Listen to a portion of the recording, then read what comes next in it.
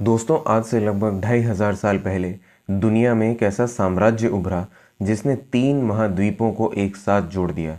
यह साम्राज्य था पर्शिया का साम्राज्य। लेकिन क्या आप जानते हैं कि आज जिस देश को हम ईरान कहते हैं वही कभी फारस के नाम से जाना जाता था?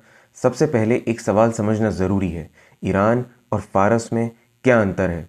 वास्तव में ईरान और फारस एक ही देश हैं, लेकिन इन नामों की उत्पत्ति अलग अलग है। फारस शब्द आया है परसा नाम के एक क्षेत्र से जो आज के ईरान के दक्षिण में स्थित था। बाद में यूनानियों ने इसी शब्द को परसिस और फिर पर्शिया बना दिया। जबकि इस देश के लोग अपने देश को सदियों से ईरान कहते थे, जिसका अर्थ है आर्यों की भूमि।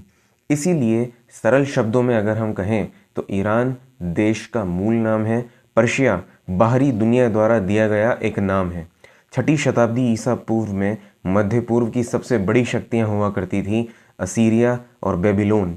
इन सबके बीच मीडियन एम्पायर ईरानी लोगों का पहला बड़ा साम्राज्य माना जाता है। यह साम्राज्य लगभग 7वीं शताब्दी ईसा पूर्व में उभरा और उसने कई ईरानी जनजातियों को एकजुट किया। इसकी राजधानी थी एकबाटाना, जो आज के ईरान के हमदान क्षेत्र में स्थित थी। उस समय फारस यानी पर्सिस मीडियन एम्पायर के अधीन एक छोटा सा राज्य था, लेकिन इतिहास जल्द ही बदलने वाला था। 550 ईसा पूर्व में फारस के एक युवा शासक ने मीडियन एम्पायर के खिलाफ विद्रोह कर दिया। उसका नाम था साइरस। कुछ ही वर्षों में साइरस ने मीडियन एम्पायर को हरा दिया और एक नया एम्पायर स्थापित किया जिसका नाम था अकेमेनिड एम्पायर, जिसे हम आज फारस साम्राज्य के नाम से जानते हैं।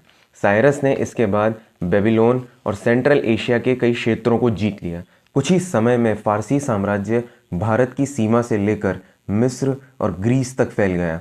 उस समय यह दुनिया का सबसे बड़ा साम्राज्य बन चुका था। साइरस के बाद फारसी साम्राज्य को और शक्तिशाली बनाया एक और महान शासक ने, डेरियस प्रथम। डेरियस ने साम्राज्य को कई प्रांतों में बांटा और प्रशासन को मजबूत बनाया, लेकिन फारस का विस्तार अंततः उसे एक नई शक्ति से टकराव की ओर ले गया, यूनान। आने वाले वर्षों में फारस और यूनान के बीच कई बड़े युद्ध हुए। इन्हें इतिहास में ग्रीको पर्शियन वॉर्स के नाम से जाना जाता है। और फिर इतिहास के मंच पर आया एक युवा विजेता, सिकंदर। 330 ईसा पूर्व में सिकंदर ने फारसी साम्राज्य को पराजित कर दिया। लेकिन फारस की कहानी यहाँ समाप्त नहीं होती है।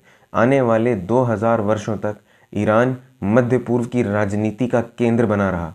अगले एपिसोड में हम जानेंगे सिकंदर के बाद फारस के साथ क्या हुआ।